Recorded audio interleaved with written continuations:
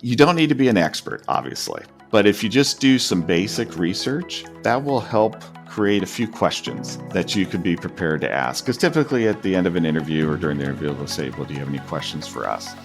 And so to have some actual questions related to the company is more meaningful than just what's your salary or what are the benefits. Welcome to Security Cleared Jobs, Who's Hiring and How, the podcast for cleared professionals looking for new opportunities and career advice. We go behind the scenes with recruiters and hiring managers from leading cleared employers to uncover the information you need to make a smart career move. Get ready for insights from this week's guest and your hosts, Kathleen Smith and Rachel Bozeman. Hello, everyone, and welcome back to our podcast world. We're so happy today to bring a new episode of our show. And joining me is a special guest. We have two special guests today. First is a special guest, Bob Wheeler, who's co-hosting. Hey, thanks. I always love getting a chance to fill in for Rachel. Doesn't happen very often, but when it does, I really have a great time. And we're excited to learn more about some folks. Who are we talking to today? So today we have with us Steve Hatch. He's the head of human resources and communications for Technica Corporation. Steve, welcome to the show this morning. Thank you. Appreciate the opportunity to be with you both. Yeah. Hey, Steve, before we got kicked off here, I was looking at your LinkedIn profile. You've got a lot of experience. You've been around the block in the recruiting world for some time now. Give us a little update. Like, how did you get to Technica? What's the story there? So I actually started out with Lockheed Martin when I graduated college and was fortunate enough to have a 22-year career with Lockheed where I got involved in a number of different areas of human resources and recruiting, and then moved on to Booz Allen Hamilton for a couple of years. And I got involved with some HR consulting work with a startup company. And then that expanded into doing some additional consulting with a small government contracting company. And so as I was looking at my next opportunity, my career had always been in the government defense industry, and that was primarily where I was focusing. But for me, I had been with large companies pretty much my whole career. And so I wasn't necessarily focusing on smaller companies until I got into HR consulting. So that sort of opened my horizons a little bit, and got the opportunity to get on with Technica, heading up their human resources, talent acquisition, communications functions for the company, and been here a little over 3 years now. And Technica is unique in the sense that you have your own innovations lab, which must be very exciting. Can you share with our listeners about the company and the work that you do with the innovation labs, and sort of what does that mean for your broader presence within the cleared community?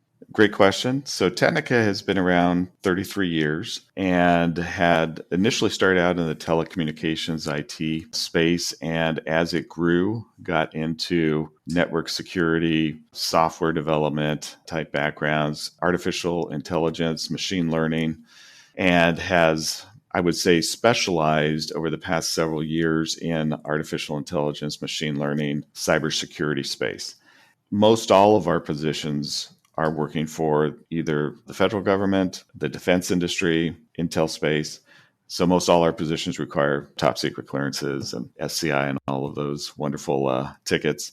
The Innovations Lab has been from the foundation of the company. And part of our culture is one of looking at developing new technology, new solutions for our customers that are looking 2-3 years ahead.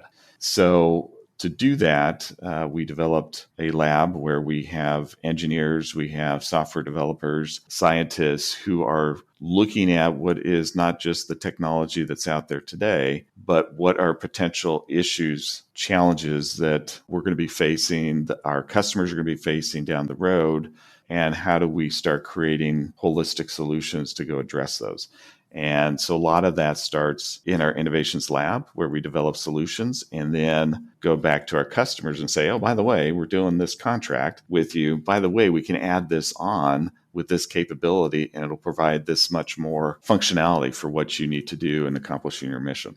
So that must be really exciting because you can go and add value to the project or to the contract.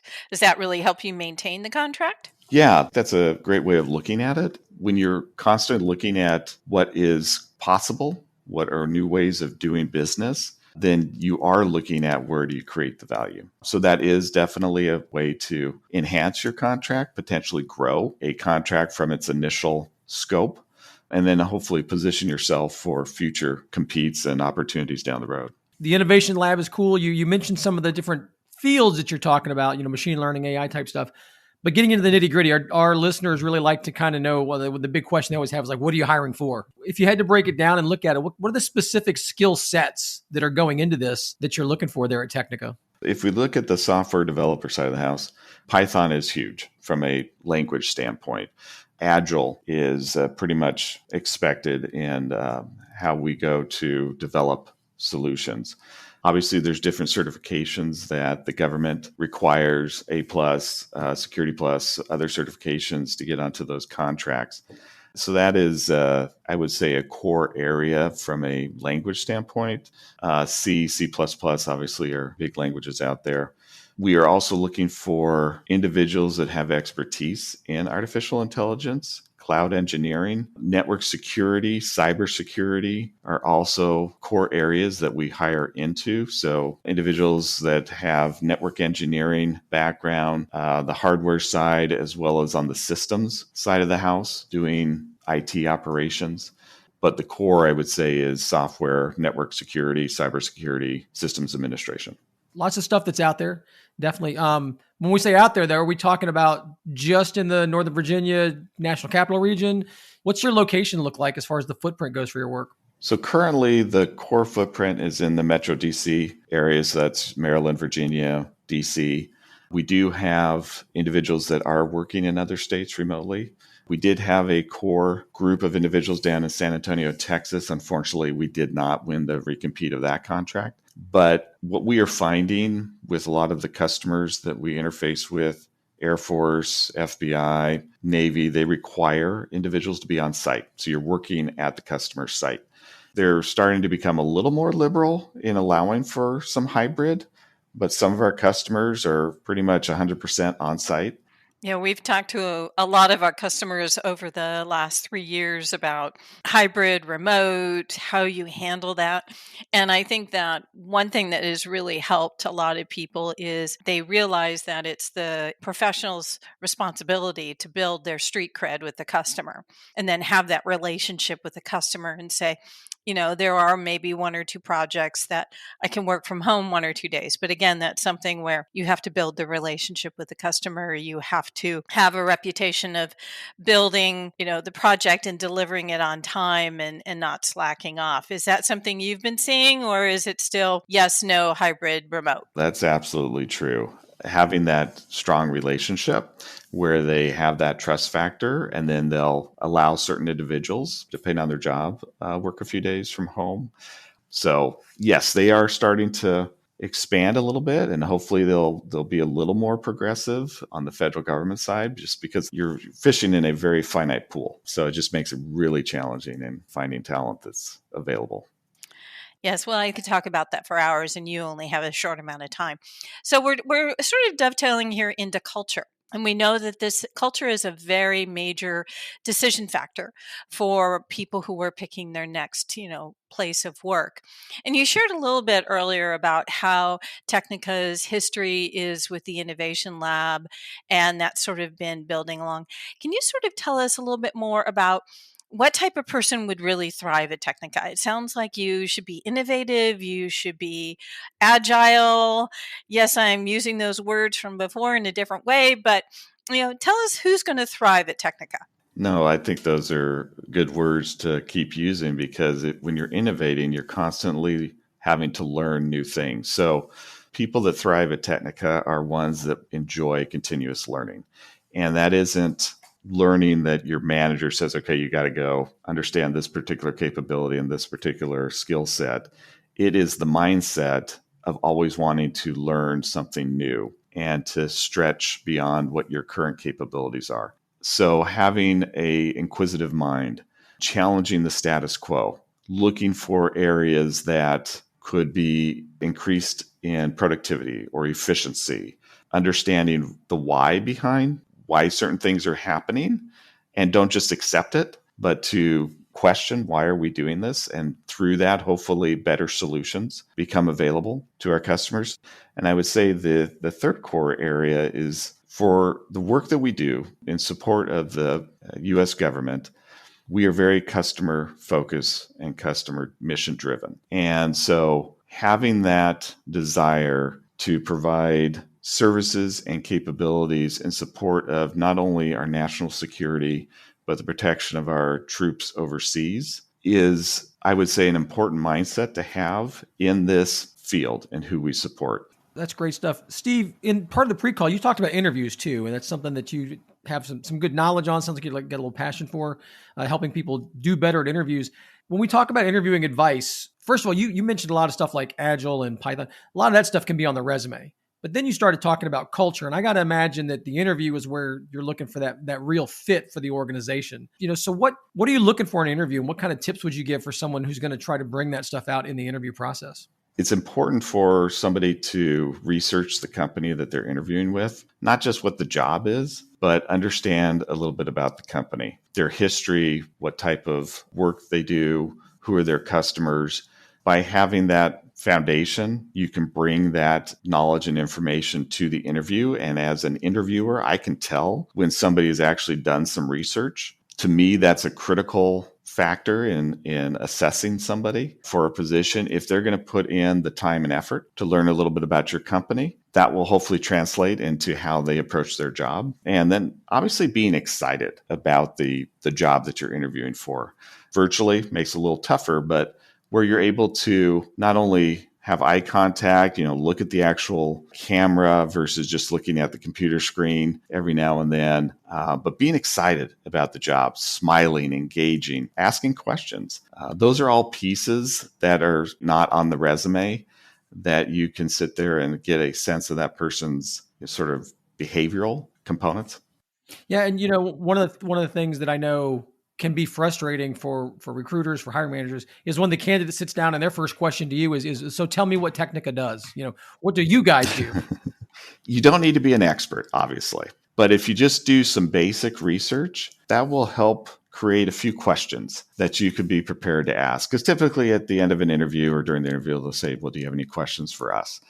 And so to have some actual questions related to the company is more meaningful than just what's your salary or what are the benefits? And to your point, what do you do at Technica? I don't know. I get turned off really quick if that's going to be the question. Matter of fact, I've been in HR for so long now that in the interview, if they ask me that question, I say, well, what have you looked at to understand what we do?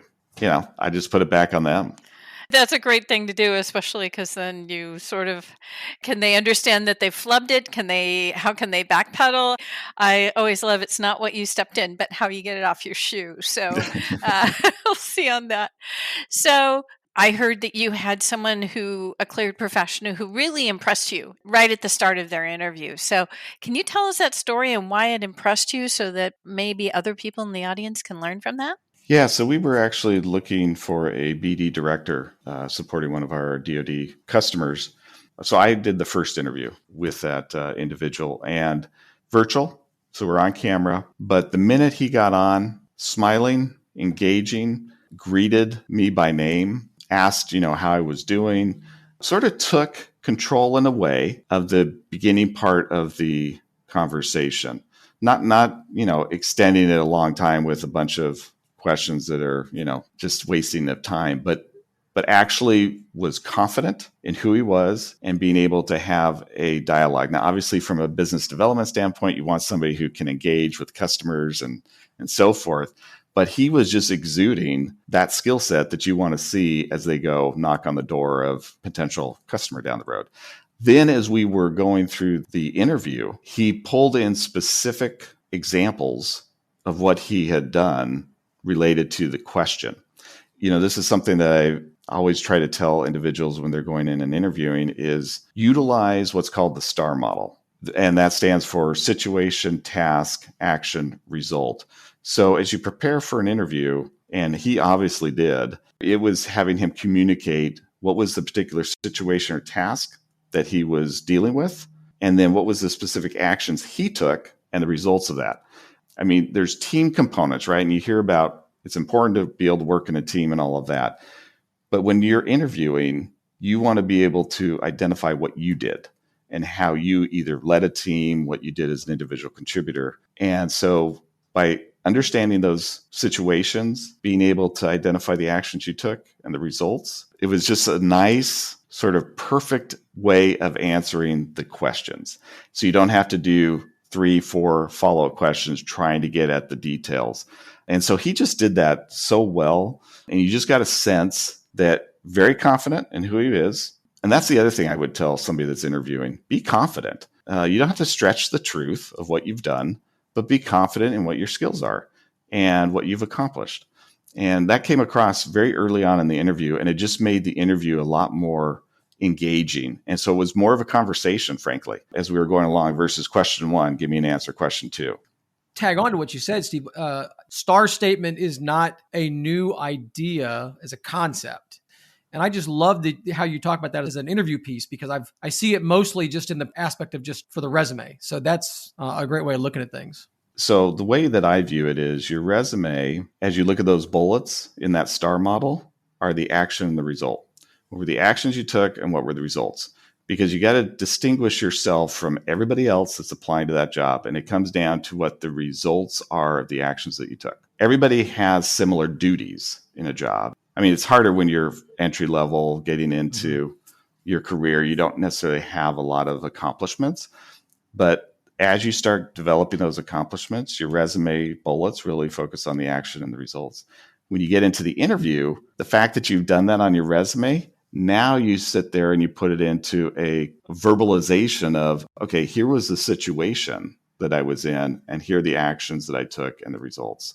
So we'll jump back to the next part there. Somebody they have the skills, great interview, they've been hired. Now, we know in recruiting and in human resources, we don't want to have to rehire. We want people to succeed, right?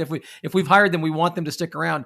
So what does it take to get off on the right foot at Technica, or maybe any other company, but maybe Technica specifically as well? What those first few days, weeks, months, what's that look like for a successful new employee? Be inquisitive, and I mentioned that earlier, asking questions. So obviously you get into a job, there's certain foundational skills and understanding that you have, but there's things that you have to learn, whether it's about the company, whether it's about the customer, aspects of the job that you're doing. So asking questions, trying to get as much knowledge up front to help you be more successful and to frankly assimilate quicker is really important. Not sitting back waiting for your manager to say, okay, here's task A. I need you to go complete that. When that's done, you wait for task B. So taking the initiative, looking for work assignments. If you get done quickly, say, what else is there for me to go focus on? Having that initiative. Those are individuals that will thrive here in Technica because, again, our culture is focused on that continuous learning and the continuous process improvement. And to do that, you got to be looking and observing, asking questions, and then from there, offer up solutions. You don't need to sit and wait, until you've been in the job 6 months, a year, and go, you know what, this has really been a poor way of doing this for the past year. And so then you offer up your solution. You have a new view of looking at a particular job. You can bring a different perspective. And so offer up those solutions, those ideas to your manager, to the team, because in many cases, they've been looking at that problem the same way for a long time. And so having an outside perspective coming in gives you a great opportunity to offer up new ideas. So, Steve, great tips. Absolutely love everything you said. How can our cleared professionals get in touch with you? Email wise would be just reach out to us. It's recruiting@technicacorp.com. Obviously, going onto our website, looking at the positions, applying, but to reach out to our recruiting team would be through that email. Well, Steve, thank you so much for all of your great tips for our cleared job seekers. It was a pleasure talking with you today. Well, thank you. It was a pleasure talking to you both. Steve had some really great interviewing tips, and I really liked when he was talking about virtual interviewing. He was really talking about owning the stage, owning the little screen, being confident, smiling, engaging. Even though his example was BD, I think that's a really good tip for everyone. How about you, Bob? What did you like? Yeah, I'm on board with the interview part too, Kathleen. The part about the STAR statements, I mentioned to him that usually you see that talked about in the resume thing, but bringing that type of an answer to the interview was really, I thought that was gold, and I think that's the kind of thing that anybody, whether you're going to Technica or anybody else, can take home with them. So our thanks to everyone in the audience for listening to us. Thank you for being with us. We're really proud to have our year 3 of our podcast. Please follow our show, share it with your colleagues, and we'll talk to you again. Bye-bye.